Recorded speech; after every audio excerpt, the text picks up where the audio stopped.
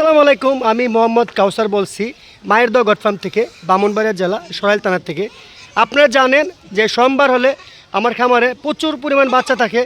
অবশ্যই আপনারা বিভিন্ন ডিস্ট্রিক্ট থেকে আসতে চান, তো অবশ্যই আপনারা একটা অনুরোধ করে বলি, যেহেতু তো ছাগল পালার ইচ্ছুক থাকেন, তো খামার দেওয়ার ইচ্ছুক থাকেন, আপনারা সরজমিনে আসার চেষ্টা করবেন। সরজমিনে আসার উদ্দেশ্য একটাই, আপনারা সঠিক ছাগল পাবেন ইনশাল্লাহ।